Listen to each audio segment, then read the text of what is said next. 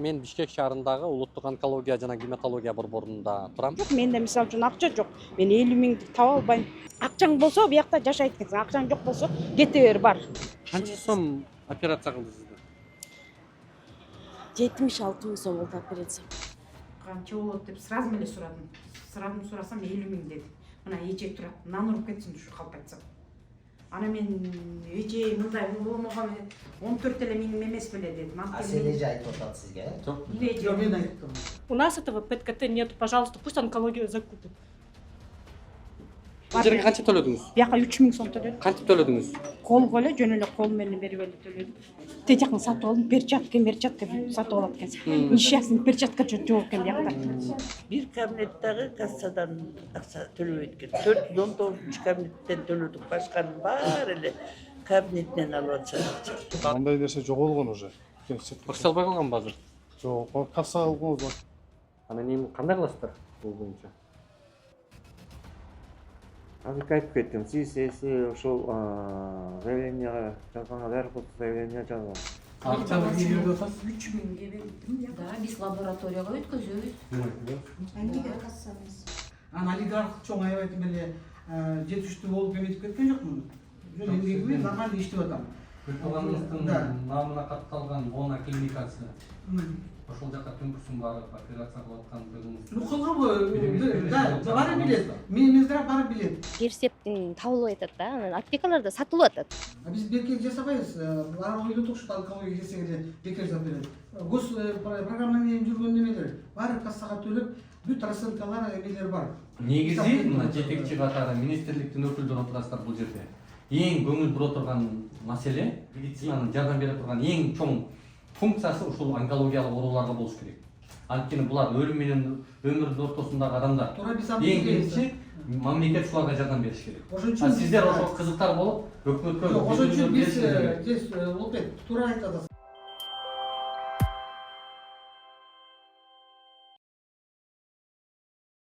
Урматтуу Москва шаарындагы мекендештер, ден соолук өмүр булагы демекчи, үй бүлөңүздүн саламаттыгына да кам көрүүнү унутпаңыз. Айдент медициналык борборунда стоматология, гинекология, урология, терапевтин андан сырткары балдарды сүннөткө отургузуу кызматтарын сунуштайт. Менин катталуучуларым үчүн 20% арзандатуу жана рентген кызматтары акысыз болот. Ошондой эле ишемби күндөрү гинеколог, жекшемби күндөрү терапевтин кабыл алуулары бекер. Айдент медициналык борборунун эшиги 24 саат бою сиздердин кызматта. Дареги текстилшик метросу, Люблинская көчөсү 17, 3-корпус. Айдент. Ооруга асыл мекендеш. Урматтуу Москва шаарындагы мекендештер, эгерде каттооңузду жаңылоо маселеси жаралып жаткан болсо, бул багытта 10 жылдык тажрыйбасы бар Ахмат аттуу ишкерди сунуштайбыз. Ар күнү Москва шаарынан Казакстан чегара өтмөгүнө кирди чыкты кызматтарын көрсөтүп турган дал ушундай ыңгайлуу автоунаалар каттап турат. Коопсуздук талаптары сакталган ар дайым тажрыйбалуу айдоочулар сиздердин кызматта. +7 977 110 34 11. Саламатсыздар урматтуу көрөрмандар, мен Бишкек шаарындагы улуттук онкология жана гематология борборунда турам.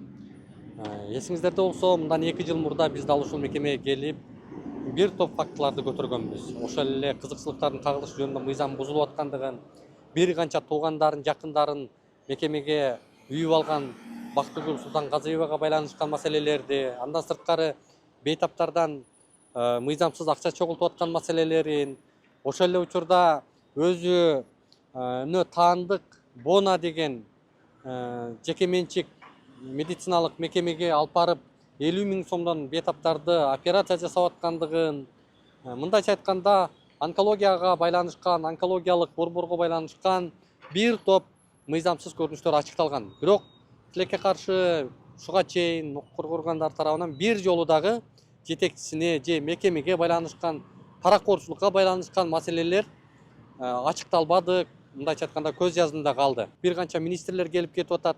Деле ушул жака бир жаңыланууну, өзгөртүүнү, кадрдык мындай бир реформаларды жасаганына күбө болбодук да. Урматтуу көрөрмандар, бул негизи онкологиялык борбор Кыргызстанда эң көңүл бура турган мындай маанилүү медициналык борбор деп айтсак болот. Эмне үчүн дегенде адамдар өлүм өмүр менен күрөшүп аткан, мындайча айтканда өлүмгө бир кадам болгон бейтаптар дал ушул мекемеде болот. мамлекет тараптан мына коңшу өлкөлөрдө дал ушул онкологиялык ооруларга абсолюттук түрдө бардык жактан жеңилдиктер жакшы каралган. Бирок тилекке каршы Кыргызстанда эң чоң төлөм дал ушул онкологиялык ооруларга да. Мунун сыры эмнеде? Бул да түшүнүксүз. Бүгүнкү маселе, бүгүн айта турган сөз дал ушул мекемеге ысык көл өрөөнүнөн келип күбө болуп ушулардын мыйзамсыз жоруктарына чыдабай бизге кайрылып чагылдырып коомчулукка чыгаргыла, мамлекеттин жооптуу адамдары көрсүн, ушуга мындай чара көрсүн деген маселе менен кайрылды. Азыр биз сиздерге ошол бейтаптын үнүн, күбө болгон маселесин сурап, ачыктап, өз оосунан угасыздар айтканын. Ал эми урматтуу көрөрмандар, негизи бизге кайрылган бейтаптар көпчүлүк эле ушул коркушат. 90% мындай коомчулукка чыккандан айбыгышат. Анткени биздин колубуз, биздин өмүрүбүз ушулардын колунда болгон үчүн ачык айта албайбыз деп айтышат да. Азыр анда каарманга микрофон сунабыз, андан сырткары биз мекеменин ичине кирип маалымат алабыз, эмне деп, кандай деп жооп берет, жетекчисине жолугуп бир топ суроолорду бергенге аракет кылабыз. Жүрүңүздөр анда. Аты жөнүңүздү, кайсы аймактан келип атасыз? Мен ысык көл областынан Аксуский район, село Теплоключенкадан келип атам. Келдим направление. Бул 10-да кайрылгам.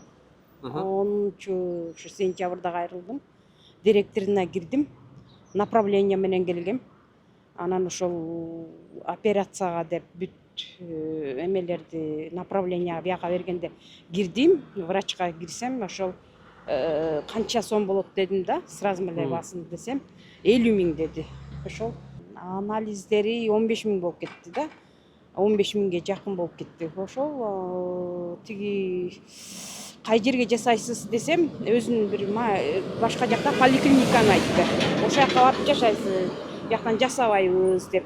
Ана мен айттым да, тиги арзандатып бербейсиңерби кичине, арзаныраак 14 000ден эле жасайт экен го десем, мен кыздарга эмне төлөйм деди. Мен кыздарга эмне төлөп берем десе, анда по-моему анда бул менчик эмеси бар да, больницасы бар да. Больницасы болгон үчүн анан ошондуктан айтып атат эмне төлөйм. Государство төлөп берет да ал врачтарга, туурабы? Сизге 50 000 сом болот. 50 000 сом болот деп айтты мынакей. 50 000 сом болот. Анан эсилчөө мына номерин берди мындайчы. Эгерде директор мына эгерде мынакей эгерде эме болсо, акча тапсаң звонить эткин деди. Эгерде акчаң жок болсо республиканскийге барып көрт. Анда анализ чыга элек деле айтса болмок, мен ошол жака эле бармакмын. Анализим эми бияктын анализин аяк принимать этпейт да, менде анда доход жок вообще. Ошол мен кайрылат элем, биздин президенткечи Садыр Жапаровго ушуларды караштырып эметип бергенгечи, мен ошол вообще бизде акча жок, менде мисалы үчүн акча жок.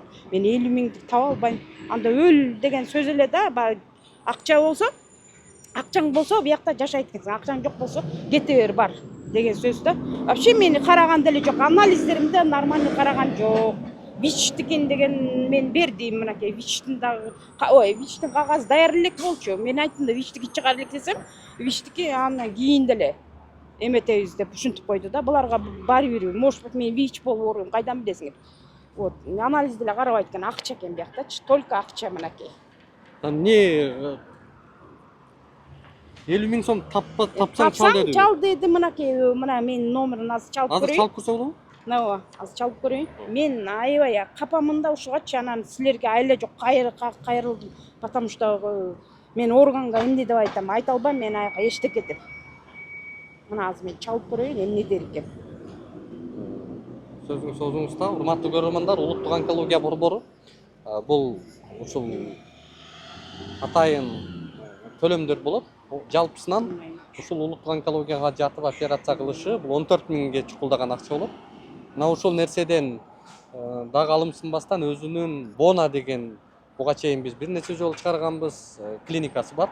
Ошол жактан түнкүсүн барып, бул жактагы дарыгерлер ошол жактан акчага операция жасайт да, мындай колунда барбы, жокпу, кызык эмес ал нерсе. Азыр улуттук онкология борборунун жетекчиси Бактыгүл Бекбоева деген мына мен азыр чалып көрөйүн, номерин бериптир. Сүйлөшүп көрүңүз. Мынакей. Үнүн чоңойт. Токтоңуз, чоңойт үнүн.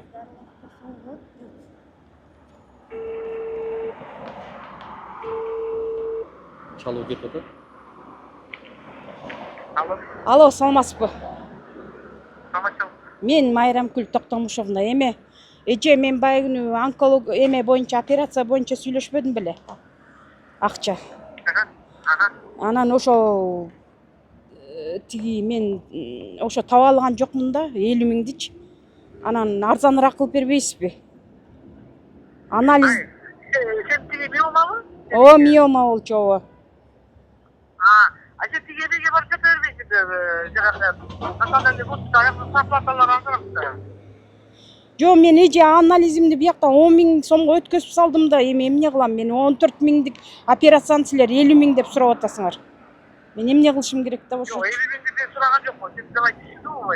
Жака келгениң мен сага баары жазып керек. Давай. Өчүп салды. Эметип койгон окшойт. Айтып койгон окшойт да. Мына ушинтип 50 миң деди. 50 миң деген азыр мынаке кайра башкача сүйлөп атат да. Мен акча таба албай калдым десем, уже мен киши эмес экенмин да. Анда Биринчи келгениңизде сизге эмне деп айтты? мага келгенде мага деген эме берди. Операция кылам дедиби? Операция кылабыз деди. Моякта эме бар экен, башка мен замым кылат деди. Мен кылбайм, зам кылат деди. Замым кылат. Анан бияка кыласызбы десем, жок, башка бир поликлиниканан айтты да, мен билбейт экенмин ал поликлиникасы.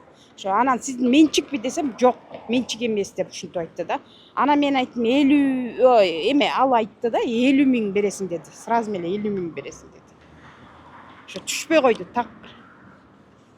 Ошо ана мына эмесинин телефонун берди да. Ошол ушундай. Эмне кылышты билбейм. Атыңызчы? Атымды айтпай коюңуз, пожалуйста. Максим, Короче, мына химияга келебиз. Биз химияга келсек, химия 16.700 сом болот да, химиячы азыр. Эме мен талон менен беребиз только. Бул жакта онкобольный. Мен операция болгом көкүрөгүмө. Бирок ошо билбейм, короче, кымбат экен да. Гос болгондон кичине адамды ойлош керек да, мына жөнөкөй адамдар. Хотя ошо онкологиядан операция болуп аткандан кийин хотя пенсияга чыгарып койсо да дарыбыз дармегибизге жарайбы, жок дарыбыз. Биз только онкологиядан табап атабыз дарыбызды. Канча сом операция кылдыңыз? 76 миң сом болду операция. Каякта? Бонадабы? Да. Бонага бардыңызбы? Ким операция кылды? Мен пожалуйста. 76 миң операция койдуңузбу? Неге? Ошону менен просто химия алам мен, потому что. Качан операция болдуңуз? 2 айдан ашты уже, 2 айдан ашып калдым мына уже. Келдим го мен кайра. Анализге, пресска, короче, тудум. Болбойт экен бирок. Кымбат.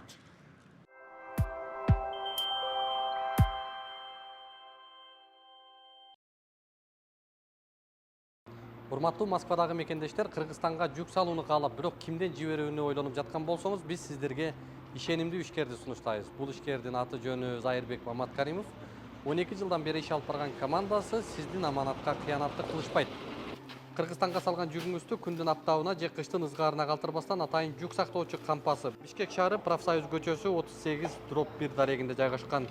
Жүктү Москванын бардык жеринен өздөрү алып кетет. Алган жүктү Кыргызстандын 7 дубанына жеткирүүнү да кепилдешет.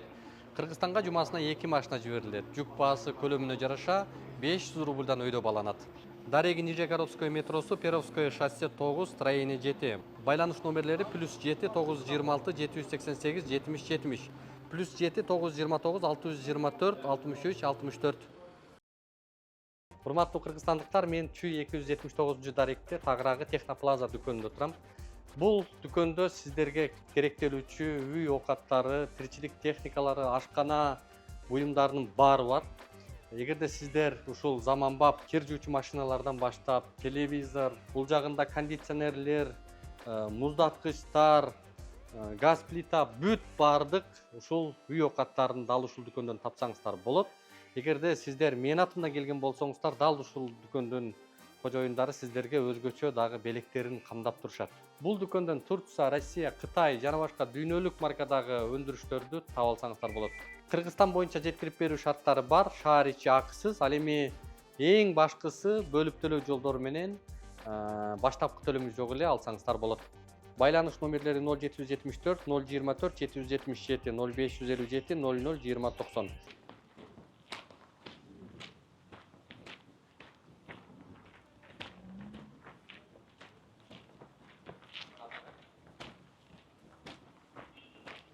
Канча төлөдүңүз бияка?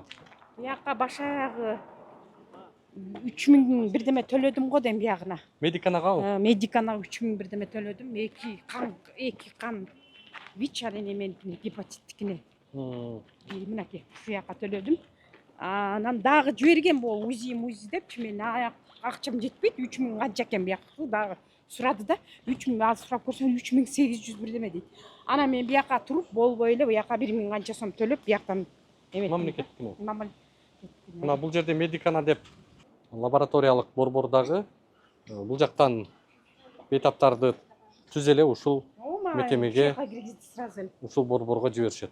Сиздерди ким жиберди эже? Гинекология жиберди. Ким деген жиберди? Асел фамилиясы. Бейшеева. Бейшеева. Асел Бейшеева. Канча сом төлөдүңүз ага? Азыр биз анализге эле төлөдүк. Канча? 3000 сом. Ким? Асел Бейшеевага кантип төлөдүңүз? Биопсияга. Биопсияга? Кабинетинде элеби? Ошол. Мынакей урматтуу көрөрмандар, жогорудагы бул эже айтып аткан маселе бул эжеден дагы чыгып атат. Атыңыз ким? Миргүл. Миргүл эже ал 6 бөлмөдө, кантип бердиңиз акчаны? Онда анализге 3000 сом бергиле, бир жумадан кийин чыгат биопсия деди. Ошо эмеге тарт. Өзү аппаратына. Бул жака жаңы келдиңизби кандай? Апабызды көрсөтүп келдик. Ошону төлөп жүрүсүзбү? Жалпы канча акча кетти? Азыр 5000 кетти. 5000 кетти. Стологияга 600 сом төлөдүк. Эртең менен эле келгенбиз. Бул жака азыр Асел деген дарыгер жиберди. Урматтуу көрөрмандар, буга чейин да биз бир нече жолу айтканбыз, бир нече жолу чагылдырганбыз. Дал ошол жактагы айрым дарыгерлер, Бактыгүл Султангазиеванын карамагындагы дарыгерлер барысы дал ушул медикана деген лабораторияга бейтаптарды жиберет. Ал жактан кабинетинен акча алат, андан сырткары келип буларга жеке менчик лабораторияларга жиберет. Бул жактагы ким эле майталканда жашап атат десек да болот.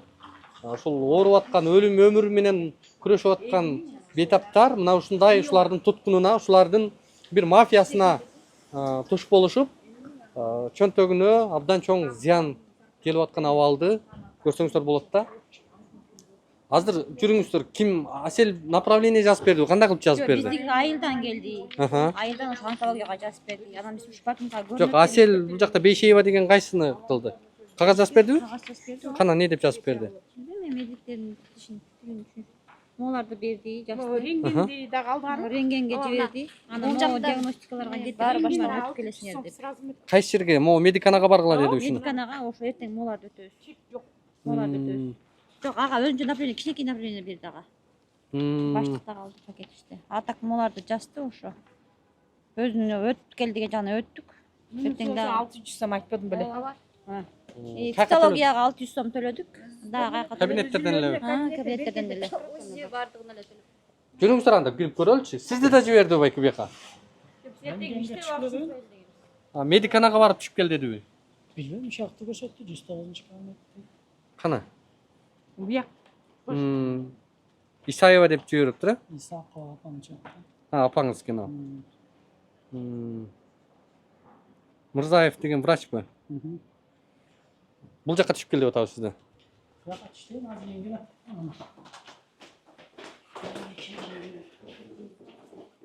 Мына бул жерде баягыдай эле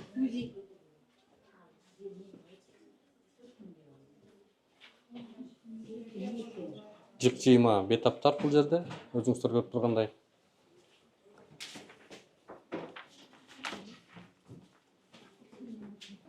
Саламатсыздарбы? Канчадан негизи? Тарифиңиздерди алсак болобу? Прейс-курант алсак болобу? Администрацияга кирсеңиз Прейс-курант барбы? Жарам? жарамбы? Пресс-курант көрсөтөт. Сиз жетекчиби бияка? Жок, мен иштейм. Бул Султангазиевага тиешеси бар дейт го, ошол байланыш бар жокпу? Жок. Такыр байланыш жокпу? Совершенно независимый. Кызычы? 15 жылдан бери. Жок. Биз наемный работник только здесь. Сиздерби? Пресс-курантыңыздарды көрсөк болобу? А кишинин өзүнчө медцентралга биз вообще тиешеси жок. Биз эме через фонд госимущества тендерный аукционмен келгенбиз. Бул жер имарат мамлекеттикке бирок. Мамлекеттики тендер менен через фонд госимущества ошол жактан лот менен бар эметин. Анан кийин сиздер дагы эми барбы, разрешение барбы? Ал талап кылынбайт разрешение. Талап кылынбайбы? Хорошо. Мейли. Ата керек. Ишибизге керек. Макул, рахмат.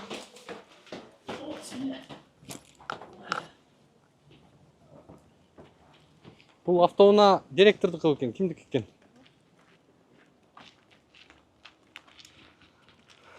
Мына урматтуу көрөрмандар, баягы бойдон эле акыбал өзгөргөн эмес.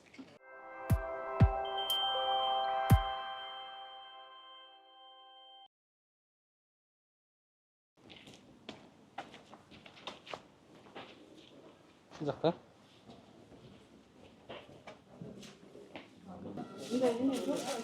Кайсы жерлерге эмнелерди төлөдүңүз? Төлөдүм. Кайсы жакка кеп таныса берди? Кайсы жерде кандай? 117ге берди. Мынакей могу ылдый жактарга жөнөттү. Канча каражат? 10 миңдей кетти. 10 миңден деле көп го. Мынакей моголарын берди. УЗИси. Медикалга жиберди сизди. Медикалга жиберген. Медикал жиберген.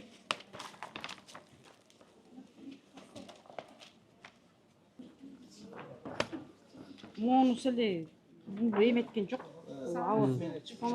600 сом экен монусу. 5 чегел эметти, 600 сом мынакей бияктан. Муну 200 сом деди. Мынакей. Жөн эле колдоруна берип койдуңузбу? Колдоруна бердим, чек берген жок буларга. 3000 канча сом, анан дагы 2000 сом, ана могуга 3000 сом бердим. Мунун чеги жок. Этин бирдеме кылат экен да, чеги жок. Кайка бердиңиз? Аны 117 алды да, 117 эле. Жөн эле берип койдуңуз акчаны? Бер деди, бердим. Муну болбойт деди. Жана жүрүңүзчү көрөлү анда.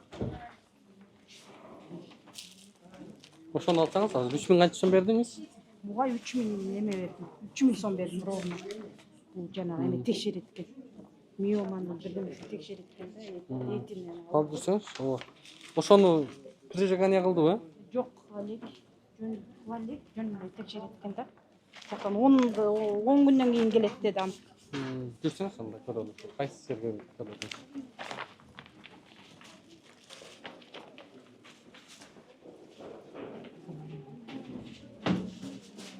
Жык сыйма киши го мунча. Бияктан деген эме кешкенсиңер сатып алат экенсиңер, перчатка жана бирдеменин баары сатып алат экенсиңер. Эмне? Перчатканы анда бирдеме бата дейби, зеркало дейби 120 сомго. Мен 2 жолу сатып алдым бул жерден. Бияка киргизди. Бияктан анан оларды берди да мына. Акчаны жөн эле берип койдуңуз? Жөн эле алдым. Мен чек берген жок биякта. Чектер бар экен, киргизбейт го. Бейшеева Асел деген баягы буга чейин прижигание кылып атайын 3000 сомдон алчу эле. Дал ошентип алып атабы азыр дагы? Азыр Менден 3000 сомдой эттимби бирдемесин көрөм деп алды да. Мага эметкен деле жок. Ошо эмесин алып кел деди жанагы. Тетякны сатып алдым, перчатка сатып алат экенсиң. Несчастный перчатка жок экен биякта. Анан 6га киргизди, 6га. Жок, бул жерге канча төлөдүңүз? Бияка 3000 сом төлөдүм. Кантип төлөдүңүз? Колго эле, жөн эле кол менен берип эле төлөдүм. Мага квитанция берген жок. 10 күндөн кийин чыгат деди. Сиздерди бияка сиздер дагы. Эмне деп атышат? Төлөйсүздөр бияка? Төлөгөн биринчи жолу төлөгөн жок. Азыр киресизби? Саламатсызбы? Сиз бияка иштейсизби? Асел Бейшеева бияктабы? Эшик келип албадыңар кичине. Прижигание ошо калабы? Жок. Эмне болот бияка? Осмотр 3000 сом болобу ал? Канча сом болот? Билбейм аны, доктор. Баягыда ошоңуз бар? Асел деген анан. Ошо. Шансыз. Кандай иштер? Жакшытабы? Анан 6га жөнөттү, 6дан кан алат экен аяктан. Жөнөтүп атты да башымда тегеренип калды, көрүнгөн жерге жөнөтүп атты. Дагы кайга төлөдүңүз? Бияка канга төлөдүм. Канча төлөдүңүз? 2000би, 3000 ушундай төлөдүм го башымда. Кайсы бөлмөгө?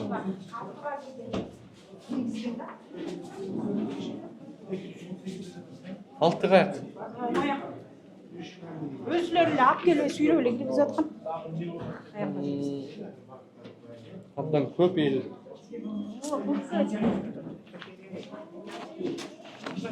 Саңыз кандай істер?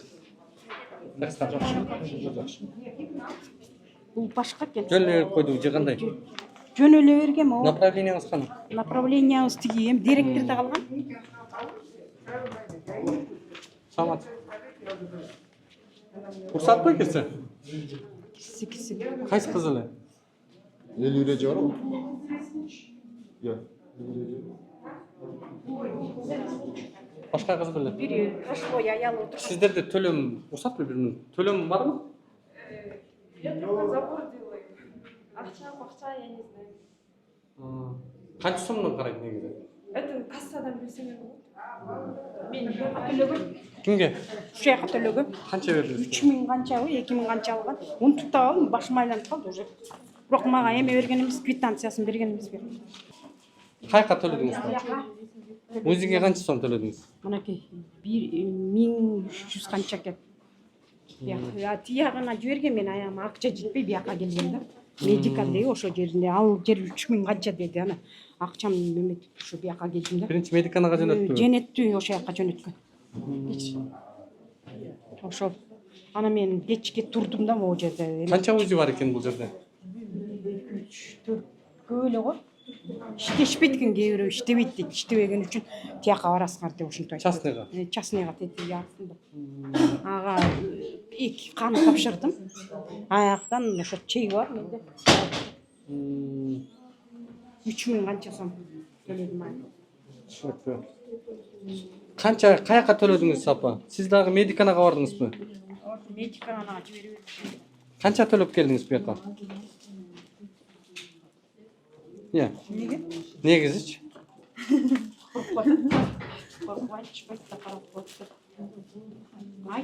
Негизи бул жакта бейтаптар абдан коркушат. Айтып кетейинчи, пожалуйста, я тоже онкобольная. Пожалуйста, пусть онкология закупит ПЭТ-КТ деген аппарат.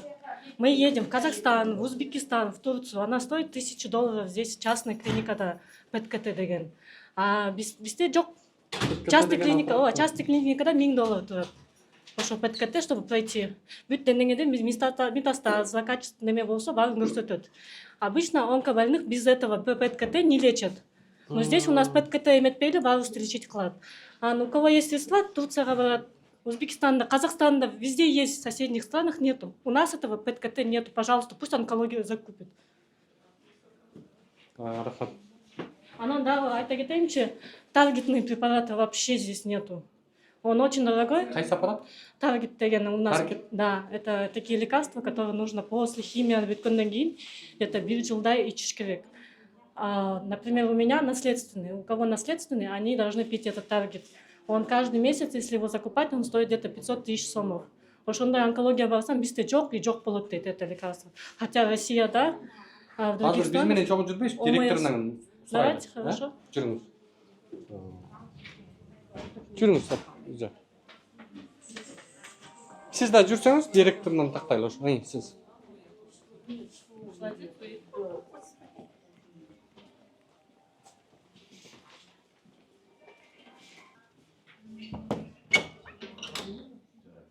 Sağ.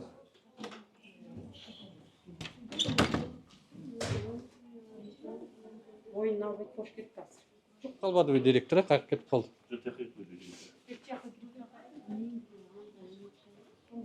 Жүрүңүз.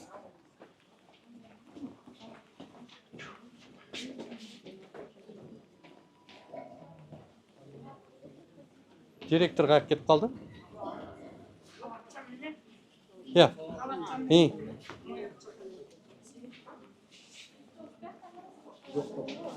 Директор кайка кирип кетти? Кайка чыгып кетти директор? Директор буяка кетиптиби азыр?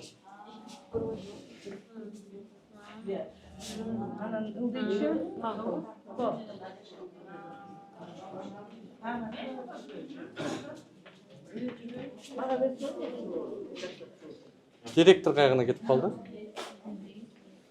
Жоқ, эмне вопрос боюнча келет. Онкология боюнча. Онкология боюнча. Жоқ, онкология боюнча жалоба. Ооба. Эмне деп жалоба түштү? Мен как пациент сурап атам, мен да жалоба болуп калабы. Төлөмдөр боюнча. Төлөмдөрүн туура бизге мындай болот. Bir kабинеттагы касса через касса албайт экен акчаны. Кандай дейсиз?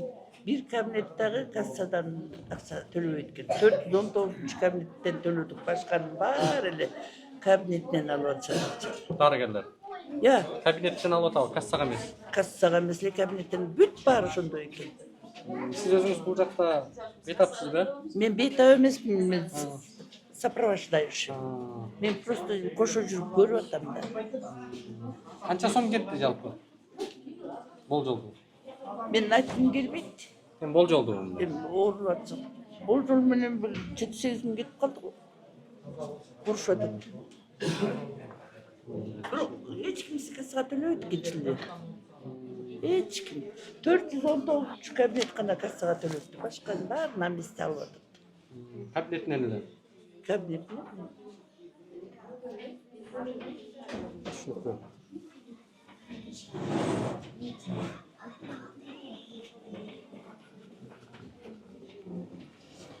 Үч миң сомдон алып отур го? Болушу мүмкүн эмес. Кимден 3 миң сом алды? Ким результат кабыл? Жага эмне алды?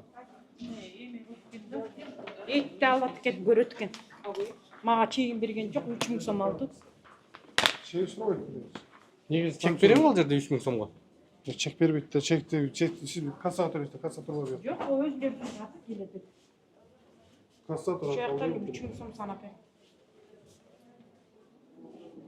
Кассага бербейсиңиз. Ал бизге көрсөтүп койсуз, кай жерде отурат ал?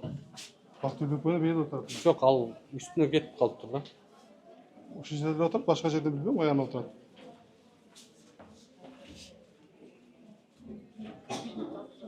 Урматтуу көрөрмандар, негизи эле бул онкологиялык оорулар боюнча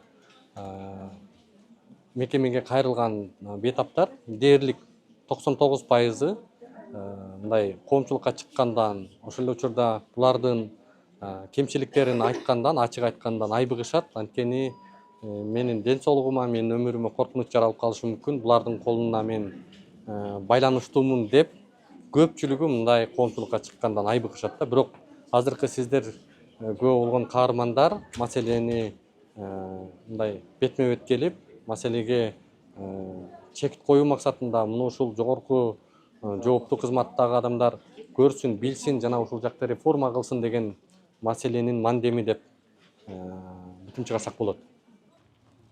Сүйлөйсүздарбы? Саламатсыздарбы? Саламатсыздарбы? Биз эмеде онкобольнойлордонбуз, ооруп жүрөбүз. Атыңыз ким? Атым Искандарова Надира. Операция болгон.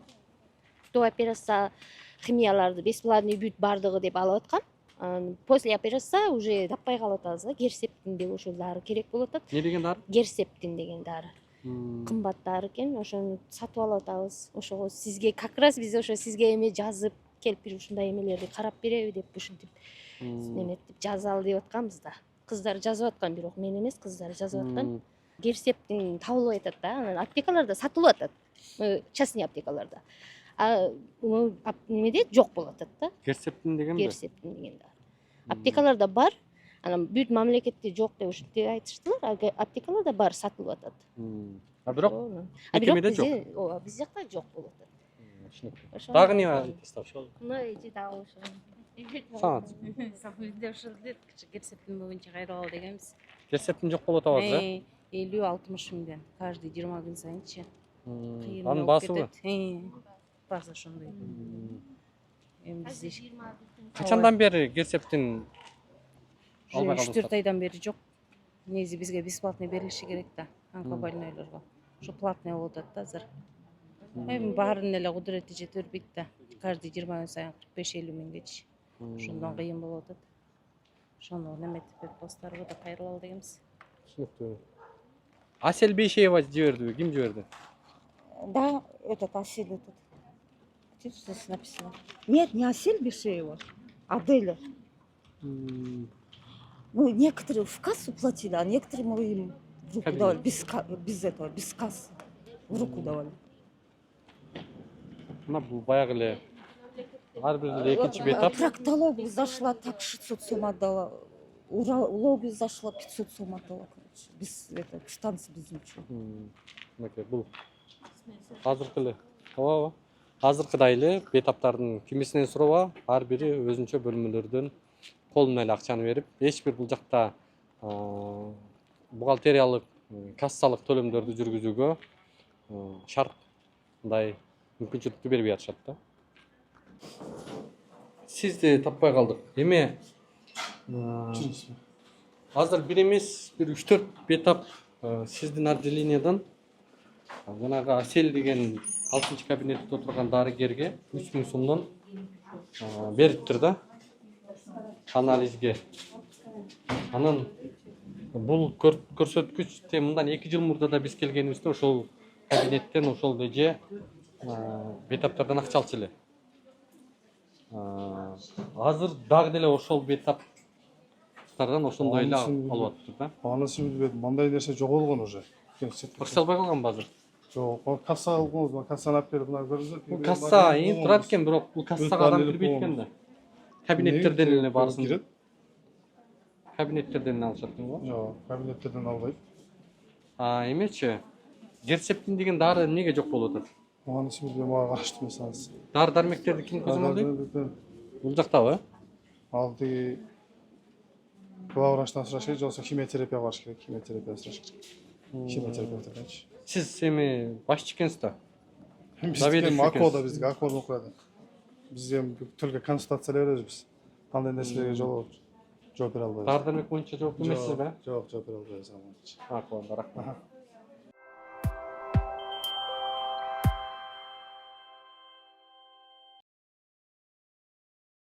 Урматтуу көрөрмандар, биз өзүңүздөргө болгондой онкология жана гематология борборуна барып директорунан маалымат ала албагандыктан министрликке келдик. Министрдин биринчи орун басары Медербек Адышевичке жолугабыз азыр. Ал жактагы маселени, ал жактагы көйгөйдүн чоо жайын жеткизели, кандай чара көрөт, эмне иш аракетти жасайт, эмнелерди өзгөртүп ийет. Мына ушул маселени азыр министрдин биринчи орун басарына кабарлаган келдик. Жүрүңүздөр. Саламатсызбы агай? Денсаулыгыңыз жакшыбы? Атым Улукбек. Сизден бир-эки маалыматты тактап кетели дедим. Уруксатпы? Келиңиз бу жакка.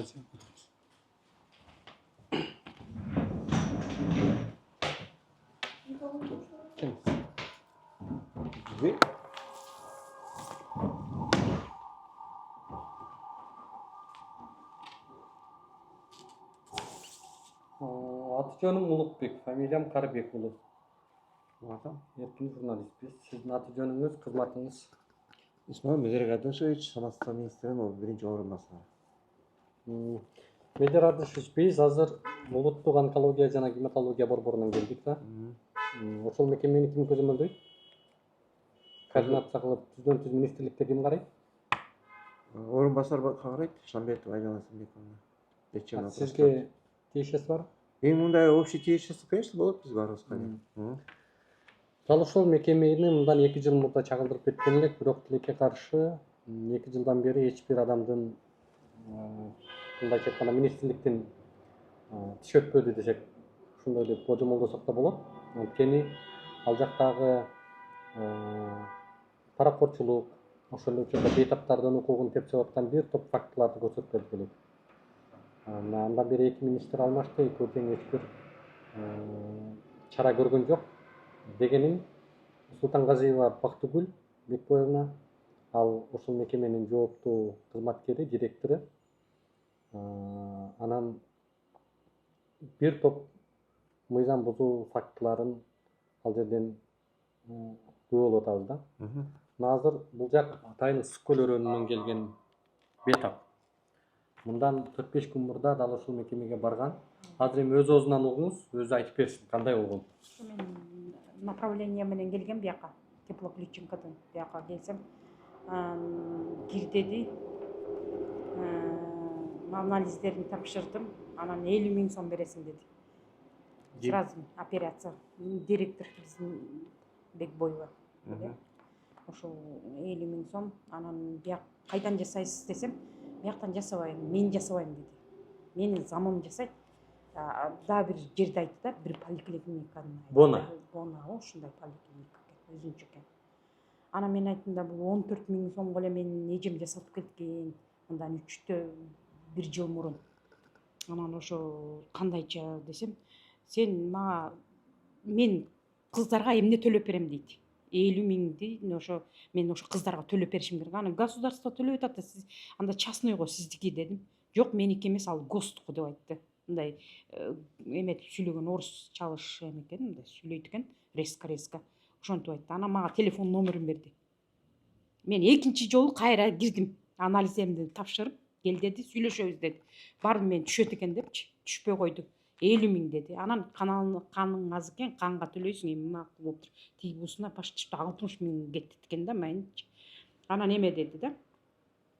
Ошо зам жасайт деди. Мен жасай албайм деп. Азыр башкача сүйлөп атат да. Ошо түшпөй койду. Анан эгерде арзан болсо башка жака барып жасат дейт. Республиканский или башка жака. Улуттук онкологиянын тарифи көтөрүлүп кеткенби? 50 000 сом болуп калган. 50 000 сом деп мага айтты да.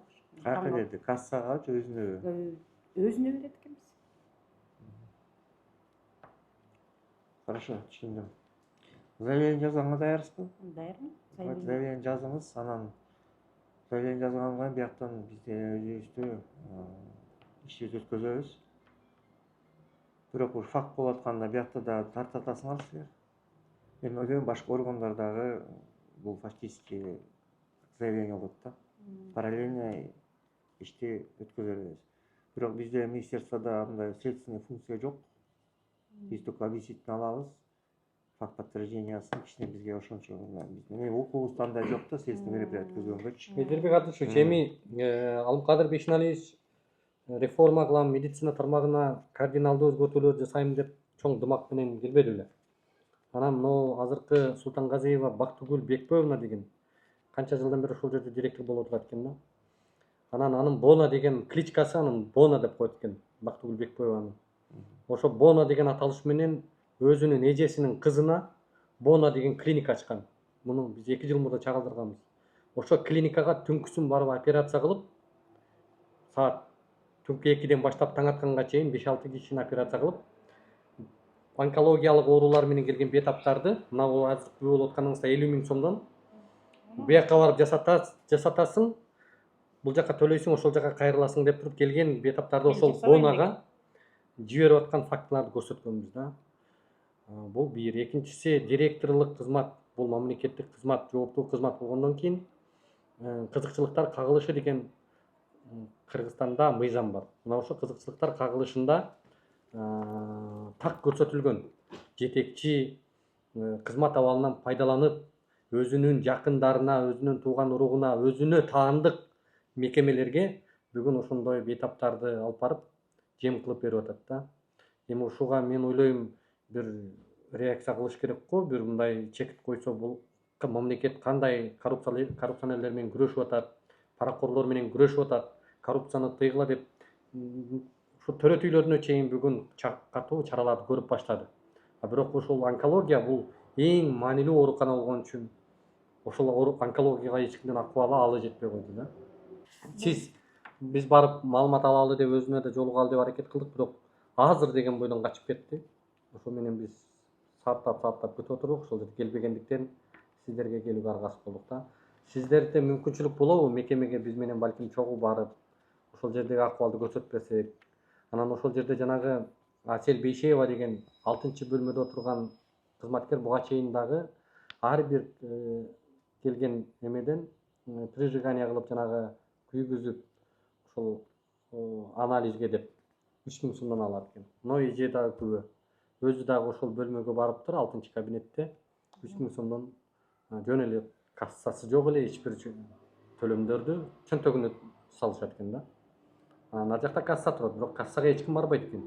Жалаң ошол жердеги бейтаптар айтып атат, биз бир жолда кассага төлөбөдүк, жалаң ушу кабинеттерге кирип төлөп чыгып атабыз. Бул кандай депчи? Анан эми кандай кыласыздар бул боюнча? Азыркы айтып кеттим. Сиз если ушул заявленияга жазганга даяр болсо, заявление жазыңыз полностью элечи. Бияктан биз комиссия кылып туруп, анан сиз ушу барам, бирөөнү кошуп бери десе, биз азыр кошуп беребиз. Мен азыр бара албайм, 3-тө менде Дүниелик банк менен встреча болот, анан 5-те дагы. Сиз барбасаңыз, жетекчилер барбаса, ал эч ким тоготпойт деп ойлойм да. Почему? Министерство здравоохранениянын специалисттери бар, начальниктер бар. Тайын сектор бар бизде, антикоррупционный сектор. Ошол заведующийин кошуп берем. Ошого барып туруп, жакта өзүңөрдүн каяка киресиз, ошонун баарын көрүп чыгат да, чогуу. Азыр эле мен чакырам.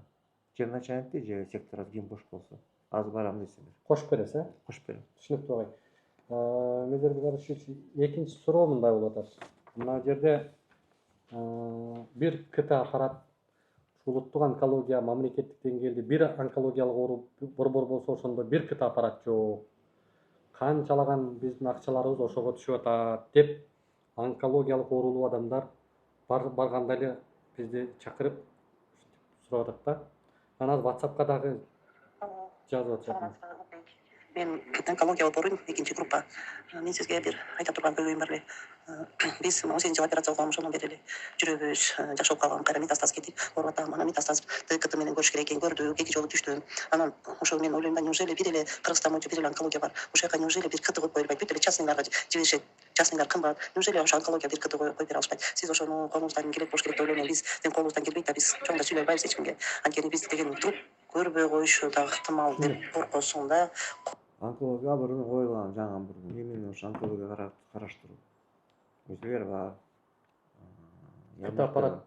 МРТ бар, дагы жаңа аппаратура коюлган. Эмнеге анда? Лучевой терапия жакта дагы баары коюлган.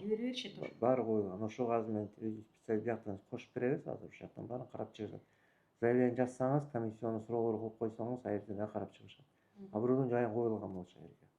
Бүт жабдыктар барбы? Фактически да. Эмнеге анан биз барсак, бул экинчи этап ошол жерден айтып атат. ПЕТ-КТ деген аппарат. Ал кайсы аппарат? Барбы? Ооба, жакта бир КТ аппараты бар. ПЕТ-КТ деген аппарат жок экен да. Андай жок, ал кымбаттуу нерсе, содержаниясы аябай кымбат да. Ала элекпиз. ПЕТ-КТ ушул алса болбойбу? Ыйлап атышат ошол жакта бейтаптар. Ал аябай кымбат. Саламат сактоо министрлигинин дармери жетпейби ага? Пока жок, каражаттары пока жетишпейт. ПЕТ-КТны качан алат? Пока мен айта албайм азыр. Анан мына Озыр дагы бирөөсү жазып атат. Авастин, Герцептин, Олаперип, азыр баары алынып атат ужечи. Кыргыз фармация менен мына каражат бөлүнүп тур. 60 миллион беребиз. Контракттарга коюлуп уже алып келет атат дарыларды. 176 миллион бөлүнүп тур. Могу жерде көрсөткүчтөрүнө чейин 500 дана ошол Герцептин бөлүнүш керек экен эле, бүгүн жетишсиз экен. Бирок азыр келет атат, уже алынып атат, контракттарда коюлуп атат азырчы. Качан алынат? Онкология берипти заявканы. Заявка боюнча уже фактически контракттар коюлуп, уже поставкалар болуп атат азырчы. Эмне үчүн ага унчукпайт? Саналуу эле себептери бар. Балким ал акча бөлүшөт тийиштүү адамдар менен, балким ошону текшерип тескей алган кадр жок, же кайдыгер болушу мүмкүн. Мына ушул себептерден башка себеп болушу мүмкүн эмес дешет да. Кел. Так, отур бек.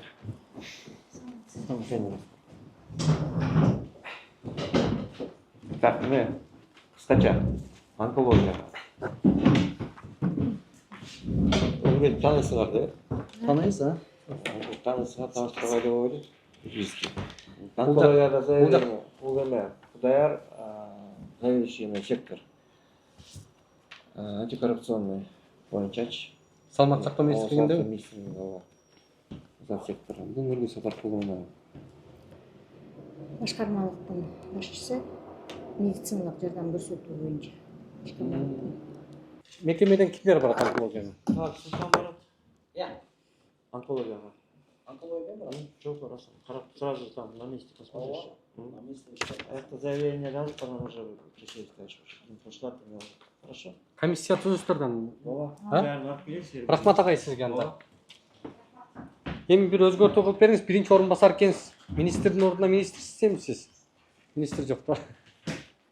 Отураңдар. Макул агай, жакшы туруңуз.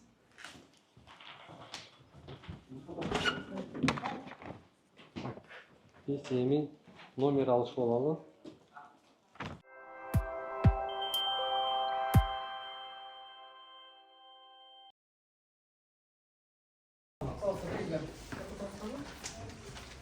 Нет, это со съемками, да?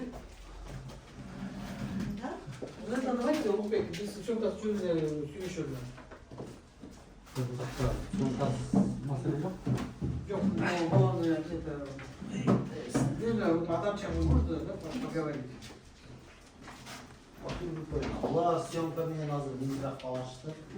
Замминистрде биз жолугуп сүйлөшүп, начальник управления с участием Лидера Абдышевича биз сүйлөшүп, ал жакка болгон бул эженин версиясы менен болгон фактыларды келтирип, биз талкуулап, анан биз азыр ошол эженин устный заявлениясы менен биз аны кайра келип атабыз. Бул эже өзүңүз айтып берсеңиз. Мен 9-да келгем направление менен, направление бияқта болуш керек. Ошол келгенде тиги Асел эчеге киргизди, Асел беле. Анан мен бияка эле кирдим, түз. Операция канча болот деп сразу эле сурадым. Сурасам 50 000 деди. Мына эже турат, нан уруп кетсин ушу калп айтсам. Ана мен эже мындай болмогон 14 эле миң эмес беле дедим. Асел эже айтып атат сизге, Жок, мен айттым. Айттырбай эле айткансыз. Анан ошо 14 000 эле эмес беле дедим. 14 000 жок деди. Мен жасабайм операция деди. Замым жасайт деди. Мынакей эже турат го. Мен замым жасайт, мен жасабайм, мен бул поликлиника жасабайм деди. Мен буякта эме экенин деле билем, кайсы жакта жасайт экен. Башка поликлиникада жасайт деп айтты. Ошо замым жасайт деди да. Анан эже арзандатпайсыңарбы десем, мына эженин көзү турат, эме деп айтты. Мен кыздарга эмне төлөп берем деди. Анда частный. Болуш керек. Ошол. 2 жолу кайрылдым, эже мени укпай койду да. Анан айла жок, анан Улукбекке ошо кайрылдым. Мынакей менде акча жок, менде анда 50 000 акчам жок. Анан телефон номерин берди. Республиканскийге барып көр деди. Арзан жасайт деп, эже деле эметти да, эгерде арзан жасаткың келсе деп. Анан мен анализдин баарын тең өткөзүп салгам да биякачы. Бияка ошондо каяка өткөздүңүз? Кайсы лабораторияга? Лаборатория 17 час берди. Ал кабинеттен көрсөтүп берет өзү. Анан эме деп айтты, ошо. Бактыруу Султанга дейин бул жак министрликтин өкүлдөрү, бул жак коррупция боюнча бөлүмүнүн башчысы, бул жак ошол тийиштүү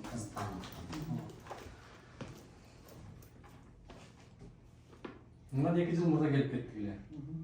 Сиздин Бона клиникаңыздагы бир катар претензияларды айтып кеткендей. Мына ошол көрүнүш бүгүнкү күндө дагы уланып атат. Анан жана келип сизден адекваттуу жакшынакай жооп алып кетели десек, азыр деген бойдон келип калып келбей койдуңуз. Жок, мен сиздерди киргизе бердим. Кайра келбедиңиз? Жана сиз аяк турганда киргизсем, вы стояли, меня снимали, я пошла. Жок, биз сизди күтүп атканда кетип калбадыңыз. Ладно, хорошо. Эми ал 50 000 каяктагы 50 000 ал? Эми бул бейтаптарды я знаю, что это подставная женщина. Келкесте ушундай болуп калат. Мени, допустим, вот бул бейтапчы. Анткени бул келген, айткан, ушундай операция жасайм деп, канча төлөйм деп өткөнүн айткан. Бул биз мунуку онкологический ауру эмес. Мунуку удаление, просто пластику надо было сделать. Консервативный миоматомия дегенче, бул онкологияда жасалбайт деген. Я ей предложила оперироваться в других учреждениях, башка учрежденияларга барып, национальный госпитальдин гинекологиясын айттым, чөйскийди айттым, деп анан кийин макул мен баарын сураштырып барам деп кетип калган. Анан бүгүн эртең мени мага чалып атат, трубку киришет. Сиз мага 50 миңден сурадыңар эле, 50 миңден кичинерээк кылып берип. Неге телефонуңузду жазып бердиңиз? Акча таап кел, чат тапканда чал. Жок, ал байпетектер сурайт да, акча таап кел деп айткан жокмун. Жок, акча тапканда чаласың деп турсуз го. Жок. Сен мага жөн, допустим, доказательство мен сурадым, же алдым. Мен операцияны жасабайм. Бияқта кес-кестерди жасайм, все, я нигде не оперирую. Не частный где жумушум аябай көп. Бонадачы? Бонада да жасабайм. Түнкүсүн? Бонада да жок, түнкүсүн да жасабайм. Бул айтканда нан урсун дегендей. Сен нанды урсун деп сүрөсөңөр, это не очень хорошо для государственного службы. Жасабайм. Мен баягыда деле жакшынакай экөөбүз сүйлөшпөдүк белек. Мен айткам, мен операцияга кызыкпайм депчи. Мен 20 миңден ашык операция жасадым. Да. Ана олигарх чоң аябайтын эле жетиштүү болуп эметип кеткен жокмун. Жөн эмгегиме нормально иштеп атам. Өлкөгүңүздүн намына катталган Бона клиникасы. Ошол жака түнкүсүн барып операция кылып аткандыгыңыз. Ну кылгыбы, да, барып билет. Менимиздер барып билет. Улсат алып эметкенде жасап жүрдүм. Улсат азыр жасабай эле болсо жасаган жокмун. Азыр эмне Жок, мен айттым, бар, мурду жозума чыгып кетти. Мен айттым, сен тиги башка тиги клиникаларга баргандың, бияктан жасабайбыз, бул онкологический эмес, doğru депчи. Элмек деп айткан жокмун. Элмек деп айткан жокмун. Мен даже билем, бул сурады, мен канча төлөйм деди. Мен айттым, 15тен 13пү, 24пү, даже бүгүн да кайталадым ошонучу. Мына директордун кабинетинде паракорчулук менен күрөшүү үчүн атайын камералар туруш керек. Жок, бул директор кабинети эмес. Биз азыр директордун кабинети эмес. Биз азыр убактылуу биякта отуруп атабыз. Убактылуу болсо деле учурда директорсуз. Директор муну анда биз жака бияка көчкөн сайын камералар кое турган мүмкүнчүлүгүбүз жок. Анда чаташын аябай деле арзан деле эмес бизгечи. Ошондо сиз кандай атасыз, 50 миң айткан жокмун? Жок. Мен эмнеге алам? Сен өзүң айткан, мен 50 миңди эмнеге алам? Бона клиникасында. Бона жок болсо эмне кыласың? Жок Бона азыр. Вы не знаете, да, что зачем жалган сүйлөйсүңөр? Жалганды барып сүйлөп, анан кийин мен билем, биз бияшта врачтар менен коррупция менен күрөшөбүз да. Анан кийин алар ушул аялдарды кармап алат. Анан кийин Улукбек чалып, чака бул биринчи жолу эмес көрүнүш. Ой. Ушинтип сүйлөп туруп бизге алып келет. Эмне кыла албайм? Башкача мен силерге айтып атам.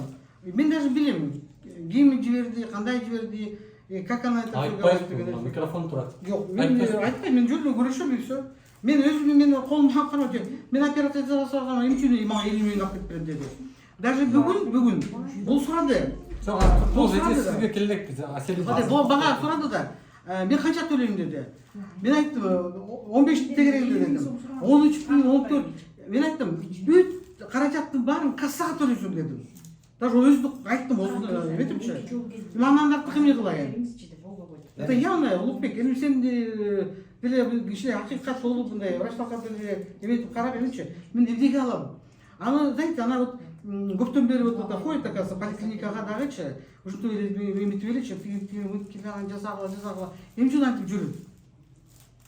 А бүгүн даже мен как-то мынтты да, а сиз өзүңүз жасабайм дедиңиз. Ладно, сеники жасап берип коеюн дедим. Бирок 50 миң сураган жокмун да менчи.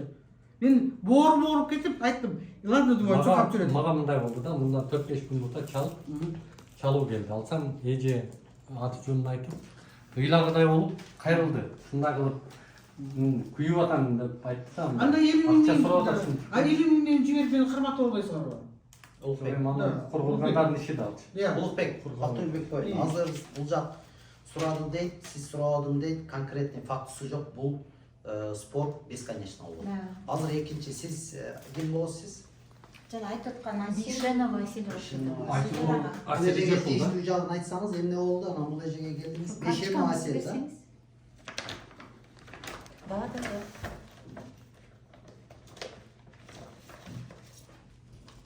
Сиз кандай ыласыз? Бөлмөңүз корсок эшигиңизди тилип алдыңыз. Ичинен. Здесь у больной онкопатология жок. Здесь миома матки с большим узлом. Было показано лечение по месту жительства. Сизге эмнеге 3 миң сом берди анда? Анализге берди. Сизге? Мага берген жок, лабораторияга төлөдү. Кана анализ. Анализдерин кана. Жок, мен 3 миң сом лично берген эмеге? Онкогинеколог поликлиникада. Эмеге алам. Ошо аспиратор кана анализ. Биякта жыйынтыгы жок экен. анализдер төлөнгөн. Алдап. Бұл медикал. 3 gün sonra. Tamam, aнализ. Анализ где? Жоқ, бұл өзіңіз айтқан. Şu жерде уч. Бербедим. Нету здесь. Бербедим басыр. Бербедим. Нет, здесь жоқ, бұл это гормоны тиреоидного профиля. И ушел, а мынакей Аспираттың анализі. аспиранттын жанагы 3000 сомдук бул. Аны деген 10 күндөн кийин келип аласыз деди. Ну все, аласыңар. А тут написано. Да? Акчаны кимге берип атасыз? 3000ге бердим я. Да, биз лабораторияга өткөзөбүз. Эмнеге касса эмес? Кассага төлөбөйт. Сиз колуңузга аласыз. Сизге далай жолу бир эмес, бул эле эмес. Биз дагы 4-5 бул жакта бетатордон сурасак, сиз жөн колуңуз калат экенсиз. Жалган сүйлөбөй эле, все через кассу. Мен үйгө алып барып анализдерди жасабайм. Маңдайыңызда турат. О, мен 3000 сом бербедим беш. Мага бердиңерби? Мага бердиңерби? Зачем так обманываете? Жанымга Алдабагыла, мага берген жоксуңар.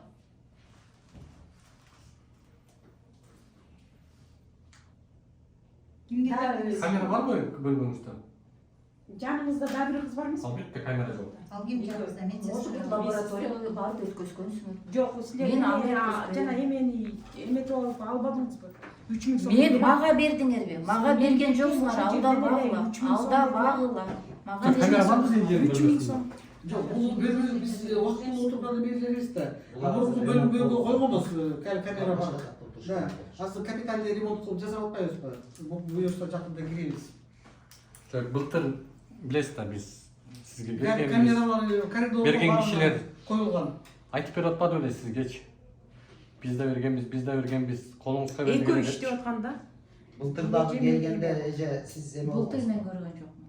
Жок, мен барбадым беле. Бул кишини мен тааныбайм. Былтыр келген жок. Мен барбадым беле сизге бөлмөңүзгө. Видео тасмалар бар го.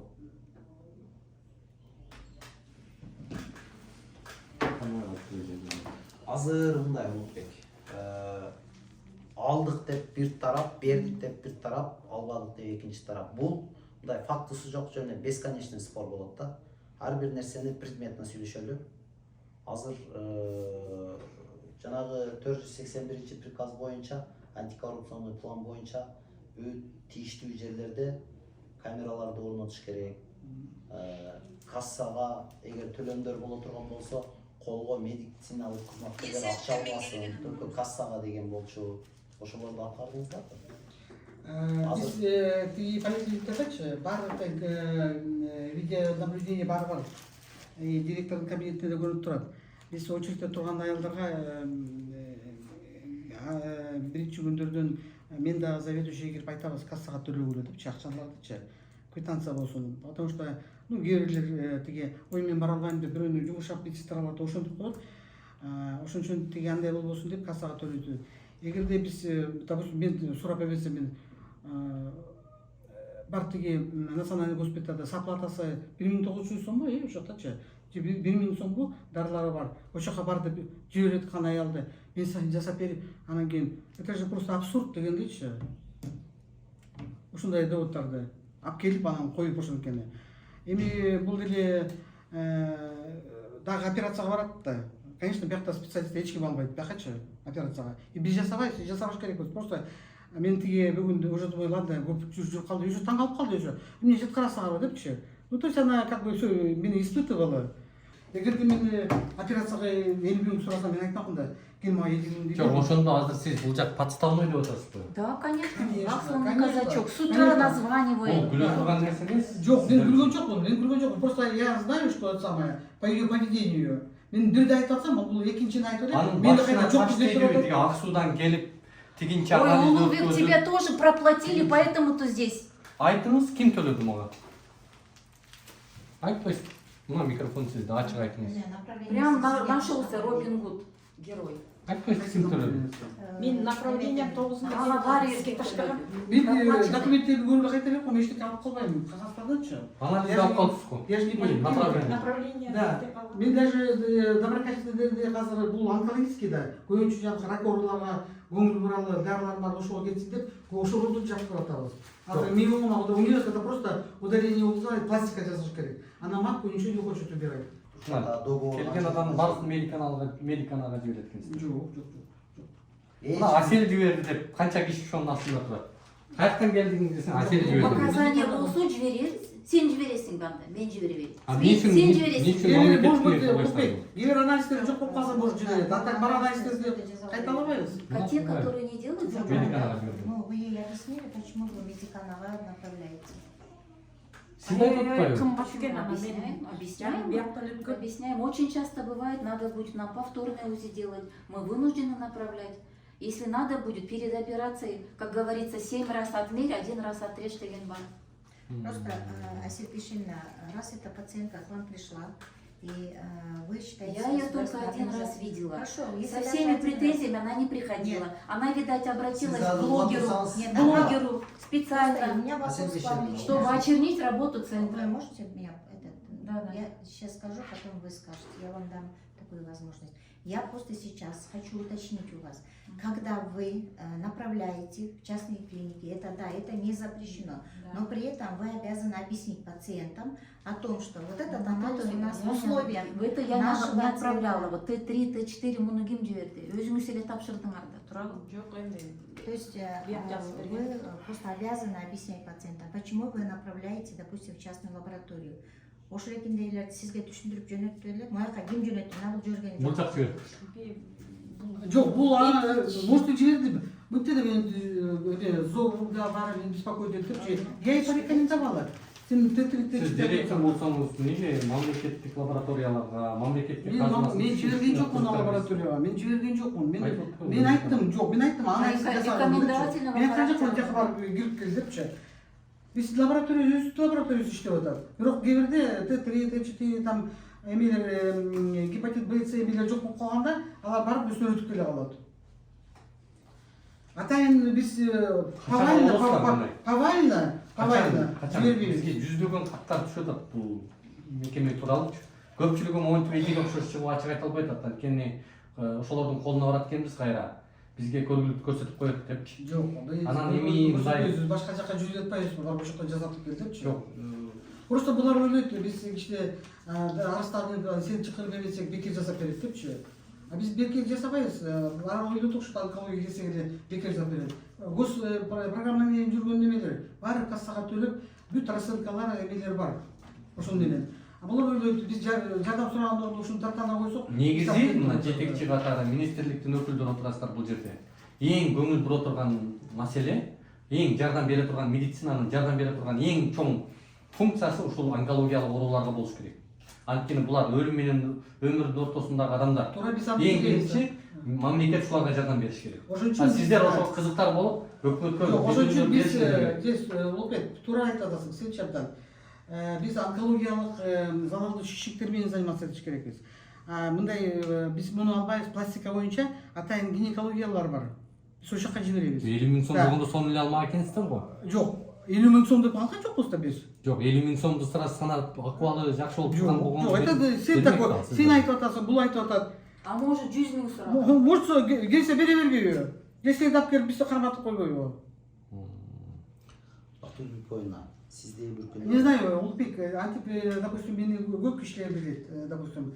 И жанагы передача андай 50 000 алып чүтүүгө салып коюп, аны операция жасап, это нонсенс дегенде, это просто фантастика.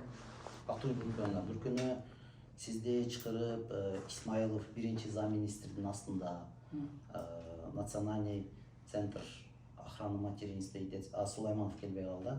Национальный госпиталдын главврачы сизде национальный центр наркология и психиатрии чакырып ошол жерде сүйлөшүүлөр болгон, туурабы? Туура. Коррупцияга каршы азыр заман башка. Коррупцияга бир илешкен врач болгон болсо аяосуз укук коргоо органдарына өткөрүп беребиз деп ошол жерде кенен сүйлөшүлгөнбүз, туурабы?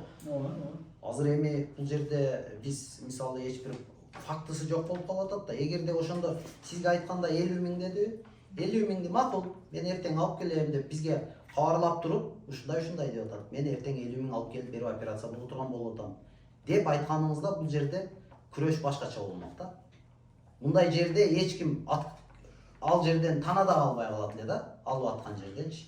Азыр эми сиз бердим деп атасыз, бул жак мен айтпадым дейт, тияк. Жок, берди деген жок, айтты деп атат. Айтты деп атат.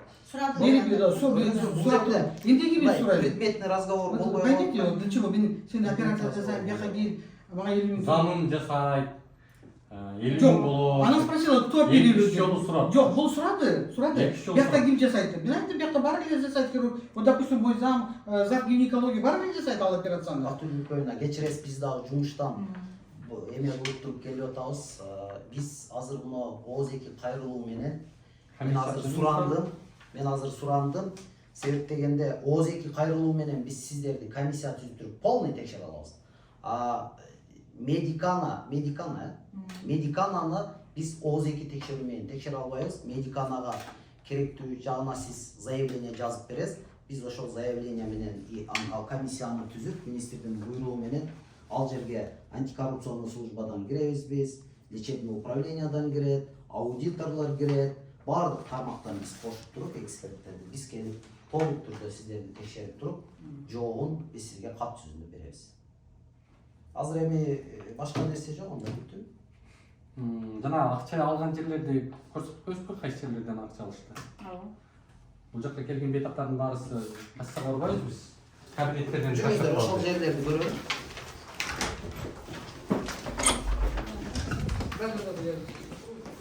Анан дары-дармектер боюнча кимге байланышабыз? Могу дары-дармек жетишсиздиги боюнча.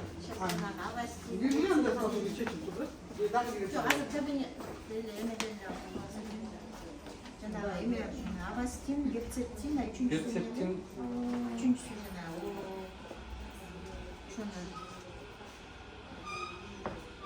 Аптекаңыз бул жакта экен го. Давайте делили аптекага. Бул дарылар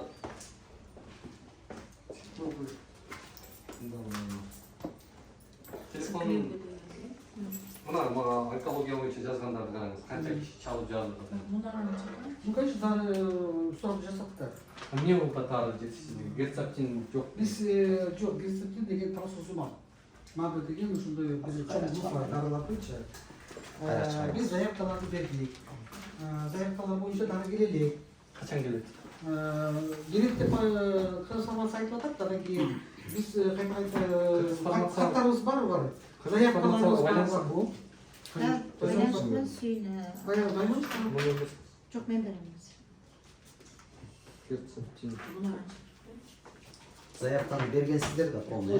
Биз заявканы кайталай беребиз да. Биз жылдын аягында беребиз, жылдын башында беребиз, квартал сайын беребиз.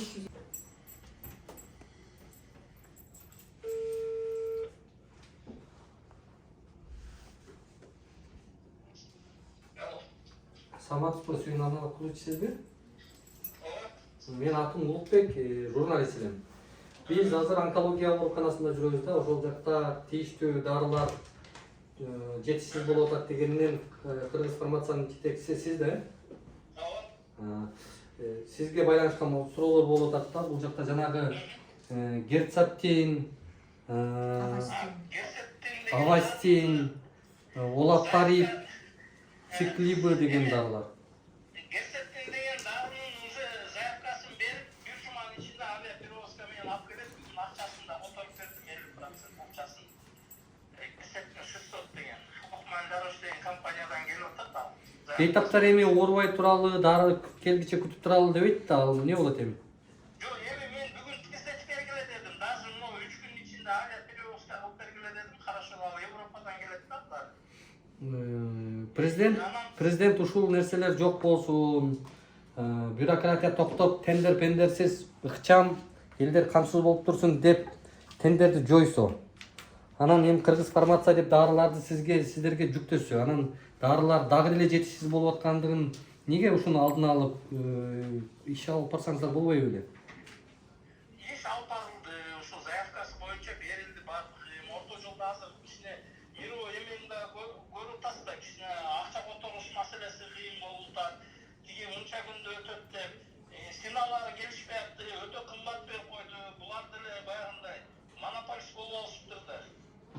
Авастин, олапарит деген дарыларчы? Авастин, олапарит деген дарыларчы? Авастин эмелер келди, азыр ошо сертификацияга берилип бардыгы эме болот, 3 күндүн ичинде чыгарып беребиз деп атышат. Потребность Бардыгы келди. Бул жакта онкологиядан сиздерге кайрылуулар да барып тур. Бирок бюджет бюджет боюнча. Эмелер боюнча келди уже препараттар депчи. 3-4 күндө азыр ДУОнун эмеси менен сүйлөштүм. Ошого тездетип бергиле депчи. Хорошо дешти, ошо 3 күндүн ичинде чыгарып бергенге аракет кылабыз. Ал жерде бир 15ден ашык препарат келди да, эме берилип атат сертификацияга. Түшүнүктүү, макулуңуз, рахмат анда мейлиңиз. Дары-дармектер заявкасы берилген. Эме Улукбек мен дагы эме комментарий берип коеюн, Сүйүн анам кылыш айтып атпайбы. Негизи бул саламаттык сактоо уюмдарына заявка түшөт. Анан булар деген баягы обработка кылып, анан кээ бир дары-дармектер жанагы азыр айтпай европейский болуп калды депчи. Анан ушуну, например, ошо герцептин деп муну бейтаптар талап кылып атат да. Ошон үчүн биз кыргыз фармацияга айтып атабыз, бул деген аябай керек дары экен, ошон үчүн силер предметине ошого чыккыла деп. Анан жана Лярошту деген эме деп атпайбы, бул эме болуп калыптыр депчи, монополист деп. Ошон үчүн жана баасын дагы ылдый жүргөнгө дагы сүйлөшүүгө дагы убакыт кетип калды да. Анан эми буюрса мынакей сүйлөшүүлөр баягы эмелер болуптур. Баасын ичине түшүптүр, анан баягы геополитика тияктуу менен жанагы банкка которгон акчалары проблема болуп аткан. Действительно муну министрдин уровенде даже көтөрүлүп, Айдай Аманбековна болуп чечишип, мына 50% төлөнүптүр да. Ошондой бир мындай бизден зависящий эме, независящий обстоятельстволарда болуп калат. Муну дагы эске алып койгула да. А так, например, жекелеп мына Бактылбек Бекбоюн эмес, негизи эле биздин азыр кыргыз фармация түзүлгөндөн бери ар бир жетекчи бизге ошол кыргыз фармацияга ошол заявканы бергенге милдеттирилген да. Алар милдеттүү түрдө эмеге кыргыз фармацияга берет, булар обработка кылып, анан жанагындай производительдер издеп, анан ошолар менен договор түзүп алат. Ал жерге мондай тендер азыр эметилбейт. Алар баасына карайт, кандай бааны сунуштады, анан ошол негизинде анан эгер баа бизге неме туура келсе, эмебизге бюджетибизге анда ошолордон сатып алат да. Бул дагы улук жанагы кошумчалап кетейин. Бул метод дагы жанагы коррупцияны жоюунун алдын алуунун бир жолу да. Централизованно баары борборлоштуруп сатып алынат. Амурда ар бир главврач өздөрү ошол акчага сатып алышат эле. Бирөөсү түрдүү баа болот эле да. Бир эле СЦМ, бир эле жайгашкан, бирөөсү, скажем, на примере 10 сомдон сатып алган болсо, бирөөнү 30 сомдон сатып алат. Экөөсү тең законду толук түрдө сакташат. Вот ошол нерселерди бүт эффективдүү болсун, качественный болсун, коррупциядан алыс болсун деп туруп азыр өзүңүздөр сатып албайсыздар, бүт акчасын которот, заявканы гана берет, бүт бардыгын кыргыз фармация централизованно сатып алып таратып бериш керек. Канча дары-дармек Биз ошол методду өткөнбүз. Лучевой аппарат онкологиялык борбордо жок экен да, могу жакта сиздердин бетаптар жазып атат. ПЕТ-КТ деген аппаратты алганга мүмкүнчүлүк жокпу? ПЕТ-КТ деген өзү абдан кымбат аппарат, бизде республикабызда жок. Мүмкүнчүлүк азыр биз чоң проект менен ошо ПЕТ-КТны жөн алып келип алып бергиле аппарат эмес, иштей турганча, анын жанында чоң циклотрон туруш керек. Жанагы радиофарм препараттарды вырабатывать эткенче, ошол баарын уже сүйлөшүп ошондо жатабыз, салып алып келип койгон жатабыз. Качан келет ал? Эми биринчи стройкасын бүтүрүш керек.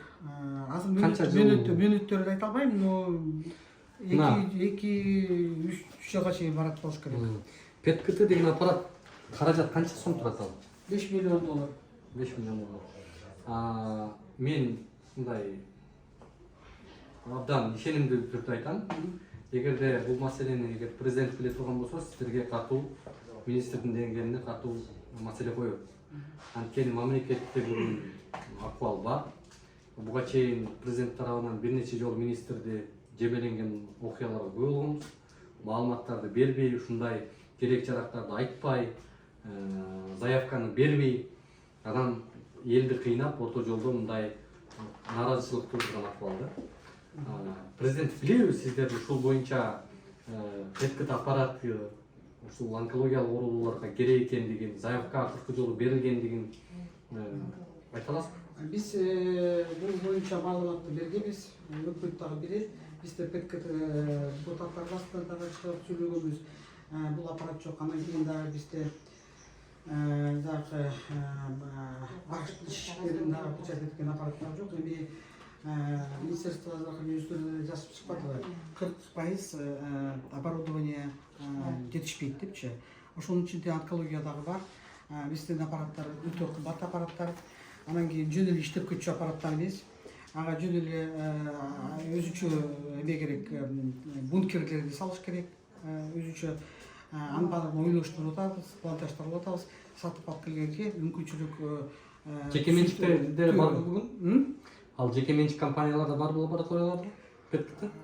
ПКТ мындай бизге керектүү ПКТ жок. Жок, ПКТнын бүгүн бейтаптар каяка түшүп атат? Бейтаптар Россияга барып келип атат, Турцияга барып келип атат. Жеке менчиктер жок. Жеке менчик бир лаборатория бар, ол Медеровода ПКТ. Бирок ал бизге тиешелүү ПКТ эмес. Анан кызыкчылыктардын кагылышы деген мыйзам бар да. Ошондо директорго тийиштүү, директордун жакындарына тийиштүү мекемелерге бейтаптарды жиберүү ошол мыйзамга карама каршы келет да. Сиз жанагы 50 миңге мен замын башка клиникада жасайт деп аткандыгыңыз кайсы клиника болуп атат? Сиз маалыматты жөн эле айтып берейинчи, мындай такап атасыңар да жүрүнчү. Ал эчтеке оталарыңыздан напришла өзү бирдемелерди айтып берди силергечи. Сиз кантип подставный болуп атасыз? Сизди бирөө жалдадыбы? Келиңиз мына. Сизге претензия коюп атпайбы? Өзүм чыктым мен. Жок, сиз өзүңүз жакшы болуп туруп өзүң чыксаң эмне болот? Силерди ошо экинчи жолу мен сизге барам, ошо анализин бүткөндөн кийин кайрылдым. Же түшөсүзбү? Жок деди. Мен кыздарга кантип төлөп берем деди. Жок, кайсы кыздарга? Мен врачтарга айтып атсаңар да. Кайсы врачтарга? Замещениялар министрликтен болуп турабы негизи? Конечно болот. Текшерүү болот. Бул бейтаптардын наразы болуп, кээде очередке тургусу келбейт, кээде басы эметпейт, даже жанакы эмеде жазып турган бааны булар оспаривать эткиси келип, биз койбогон баанычы. Вот. Ошон үчүн министерство, конечно, сөгүш да болот, комиссиялар да болот, текшерүүлөр да болот. Бирок эч ким мени кызматтан ала албайт деп атабыз. Жок, андай болбойт. Жөн эле кызматтан алып, министрликтеги, өкмөттөгү өзүнүн кадрларын билет да, балайт да. Анан кийин силер бул жерде чокап жүрүп, анан кийин силердин негизги максатыңар 2-3 жылдан бери ошо мени кызматтан ала албай эле Бул жактан мафияны жок кылыш керек болуп атат да. Эч кимдин алы жетпейт экен сизге. Ошол эле потому что сен өзүңүн мафияңар бар. Бактурбек бойна. Эгерде коррупцияга байланышкан иш такталса, ал кызматтан алыш эмес. Бул кылмыш жаза кодексине ылайык жооп берет.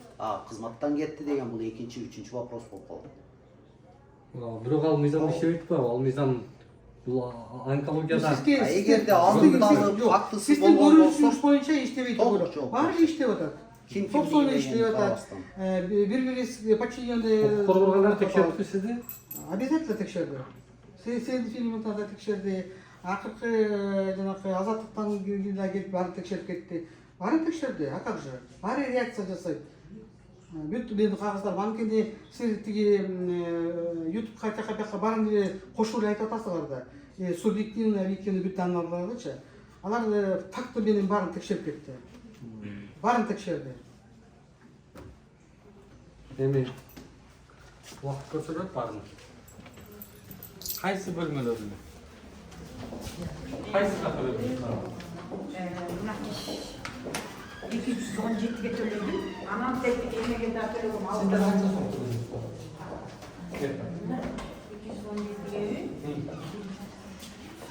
250. Сага төлөдүңүзчү колуна бердиңиз. Колуна бердим. Кимдин колуна бердиңиз? Медсестрага. Канча болду? Анан буга 540 төлөдүм. Өзүгө 500 сом төлөдүм. Кайга төлөдүңүз? Колдордун Өзүнө дагы. Кайсы жерге көрсөтүңүз? Кимдерди көрсөтүңүз? Сіздерге айтып едім, кассаға барып төлеп келемін. Ал мынча төлеп қоясың. Мына Бактыбек Бекбаевдин отасызбы?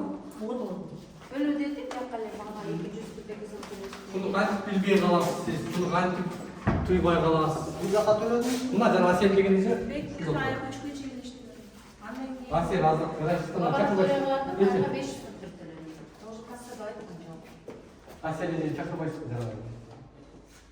Hazırlıkta bunu kabinette.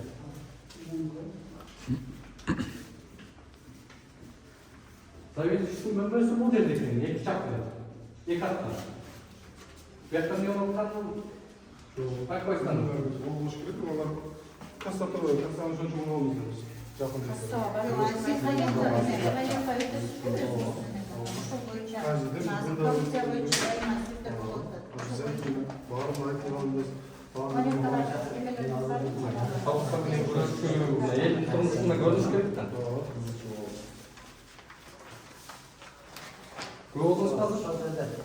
Bu işler muhakkak tek yiyeceğini tatsızlamı diyorsun. Bu yeni falan mı? Şöyle sektörü байланысты. Biz bu zamanda geldik. Жалпы қанша ақша кетті бұл жаққа? Бияққа анан мындайлар алып келди Не екен бұл? жанагындай пленка алып келди экен кайра. Пленкадағы сатып алабыз. Ооба 90 сомго сатып алабыз. Перчатка бул сатып алабыз бияқта. Анан Николаевский Мұны қанша давайсыздар? Жоқ, енді бұлардың немесін көріш керек та. Жоқ, пленка кәдімгі дейді бұл, медициналық. Заявкаға Өзүгө өзү чалдым. Мұны Бияққа кайра өзү чалдым. Бияққа 145 сомго алдым айрым. Жоқ, мұны өзіңер аптекадан сатып алдыңдар. Ооба, алып келди. Бұлардан сатып алдыңдар. Жоқ, бұлар алып келди. Бұлар алып келді отыр. Алып келген Бұлардың заявкасынан көріш керек, бұлар қандай қылып сатып алды. Пленкадан сатып аламыз қандай? 90 сом келди. Анткени силер камсыздабайсыңар. Қайсыдан элементарно пленканы сатып аламыз. Перчатка сатып алабыз. Перчаткаға чейін. Жердегі шөлге барып берші. Жоқ болғанда сатып алады. Қандай жоқ қалған, бағын бершет жоқ қалған деген қанша түсіп соғылған? Бізде ошол Мемлекеттік мекемеде баланста болсо берилет. Баланс табыл, баланс табыл. Бул балансы жок болгон үчүн сатып алады. Балансты көрсөтпеңіз, аз. Балансты көрсөтүп қойсыздар бізге. Совет болсаңыз білесіз. Билем, ал администрация сұрашып кеткен. Администрация Білген нерсені қантип білем деп жооп берип атасың. Мен билем деген жерим жок. Баланста жоқ деп атпайсың. Жоқ, мұны жана Баары жок, аптекадан сураш керек. Кимдин аптекадан сурайбыз?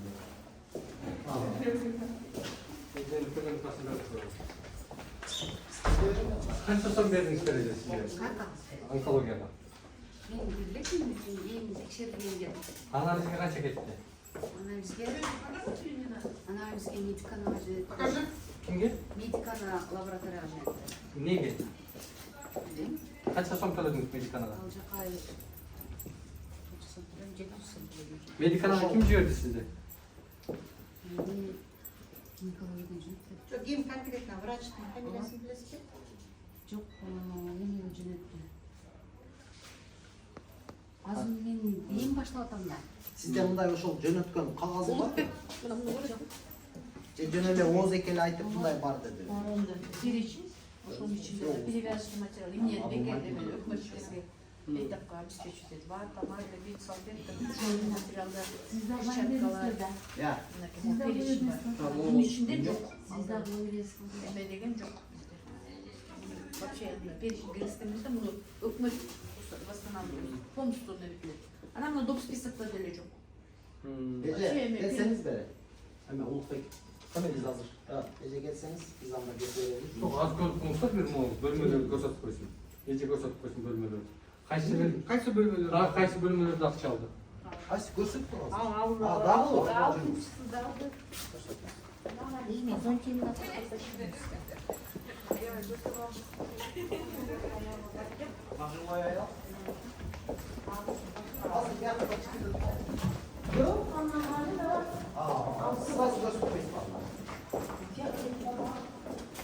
Асел деген жаңағы Бейшеева деген есе мөлшерде отырады. Әрбір бейтаптан 3000 сомнан алатқандығы мына ушул жерде болды. Бұл жерге дағы нормалар көп қойыпты. Парақоршылықты болып көрмеу мынаны, көрдіңіз мындай. Парақоршылыққа қарсы сен жазып облыстан телефон менен кіргенге тыйым салып қойыпты да бұл жерге. коррупцияға Коррупцияны қарсы еліп қойыш керек, бойынша шерген табличкаңыздар бар ма? Бейшеева мына Асел эженин немесине караколчулук менен күрөшүү деп туруп жазып коюңуздарчы бул жерге. Өтүн. Ол жерге телефон коюп коюңуз. Керекке салайын деп кандай. Мындай унутпайбыз. Эгерде кагазга направление жазып беришсе, медиканага баар десе, бул башка сөздө көрдүңүзбү? Бул эжеге дагы берген эмес, ал эжеге дагы берген. Берген, көп кагаз бар. Жок, ал направление эмес да. А эгерде ошол кагазды Бияктан 3 крок бердим, 3000 бирдеме төлөдүм. Кандагы бектериңиз? Тиги жактан болсо, бияктан 2 эмен албайт экен, ВИЧ менен гепатиттики. Теги эмеге жиберди мени. Бул жака сиз кан тапшырдыңыз дагы? Акча бердим. 3000 бирдеме бердим да. ушул жерге. Тияка киргизе беришет экен. 3 кат алдым. Ошол кагаз магаз жазып бердиңби? Сиз талап кылгам эменики деди да, анан чыккан. Мош. Ошол көбөлөп чыгардым да, эми да бирөө бар, аны 10 күндөн кийин алам да. Ал жанагы неме? Аспирация деп Анан кайсы жакка азыр сиз жата турган болдуңуз? Кайсы жакка жаткызасыздар эжени? Жок, эми бул деген непрофильный деп атпайбы. Биз анан муну азыр гинекология жаткызабыз, башка больницага берди. Биз жана башында онкологический оорукпен да. Жок, буну азыр 4-чү этажга чыгып жатасың дедим сизди. Мен эже ошентип жана айткан. Жатасың деп. Азыр непрофильный болуп атабызбы? Непрофильный жаткырбайбыз, у него столько претензий. Өзүнүн деле моральный жагы болуп болуш керек. Мен башка гинекология бул бейтапты деле эми желегетип коелу. Башка гинекология аппарат жаткырыпчы, онкологический оорусу жок. Жок, эмне сиз анда буга чейин жатасыз? Жок, мага эми суранбадыбы. Ушакка эле жаткырып коюлду. Сиз суранган кишилердикин жаткырып? Жок, эми таптак эле менин акчам түгөнүп калды, мен анализге ушунча берип койдум, жаткырып койгулачы. Мен айттым анда бакасага төлөп туруп жаткырчы, жасайын депчи. Жок, 20 000, 25 000 болсо мен макул дебекмин. Анан 50 000 это слишком же. Мен жөнүн эмес. Конечно, төлөбөйлү го, 50 000 эч ким албайт депчи. Азында 6 000. Азыр кайрадан азыр 20 000, 30 000 Биз азыр десеңиз мүмкүн сапаркулда көздү буш кылыш керек. Жумуштан резко атырып болуп, замминистрдин поручениясы менен биз келет азыр. Биздин да ал жакта жумуштарыбыз бар. Азыр эже мындай, Бактыгүл койну. Бул эженин кайрылуусу менен биз азыр полный комиссия түзөбүз. Дагы бир кайталап айтып коеюн. Бардыгы келет, келип сиздерди полный текшеребиз. Эгерде бир коррупциялык бир нерселер байкалган болсо, өзүңүздөр дагы сотрудниктерге дагы айтыңыздар, капа болбоңуздар. Азыр заман башкача күрөш керек. Бул биринчиден. Анан эжеге биз, конечно, эжем өзү деле бул жака жаткысы келбейт, хотя анан не профильный экен. Сизди башка эле больницага биз анда ошентип кетпелиң, башында эле. Акча эме ушундай эле арзан эле кетет. Жок, аяка кетебиз. Жок, негизичи андан эмес. 50 000 сурабай эле койбойт белиңер анда. Ушу миомуз үчүн 50 000 сурап. Бул ысыктын күнүндө бул жака кичине суу коюп койсо болбойбу? Бул жакта кандай? Ал тууралуу мен айтып берем, Бекчүр. Мынау здание Куиге карайт да, конкурстун иши бар. Алар арендага баягы бош жерлерди белгиле деген токтом бар. Себеби бюджетке акча түшпөйт. Жок, анан ала кызыктар мындай кофе, чай, андай мындай саткандар, мына кофе аппарат мисалы. Суу. Кайдан келет суу? Посетительдерге мындай атайын. Жок, больница карасам посетительге не рассчитан да, больница рассчитан только для больниц. Орунуга гана Орунуулар келип күтүп коюп, сааттап очередте. Булар эми посетительдер, буларга эми больницанын өзүнүн бюджеттен нема сууга деп туруп акча чыгарып берген. Жок, эми ишкерлерге эле шарт түзүп берип койсо көп коет да. Мына ишкерлерге шарт түзүп бергенбиз, доллар мисалы ишкерлерге. Ушул жерден айтып коелу, мындай ишкерлер, жанагындай суу менен алектенген ишкерлер, дал ушул онкологияга келип, баягындай бутылкаңарды коюп койсоңор болот экен. Бейтаптар бул жактан мындан кайрылышат да. Ысыкта күтүп. Посетительдер үчүн мындай эгерде ошол сууну иче турган болсо, биз ал нерсеге поощрение беребиз. Ишкер азыр келип туруп сууга мынча жерге мен диспенсер коём берсин десе, биз комиссия сразу беребиз. Фуги менен бар договор түзүп алып коюп, суусун сата берет. Биз анда кеттик, ладно. Макул. Эже мен сизди ала кетейинби? Ne var hava gittiniz Жүрүңүз. Мен бул эжени ала кетейин дагы заявление жаздырып, дальше тиги больницага өзүм жатырам. Маселе окшойт, байланышасыз бизге. Больницаңызга да барып кетебиз. Рахмат. Rahmat. Бияктан чыгыңыз.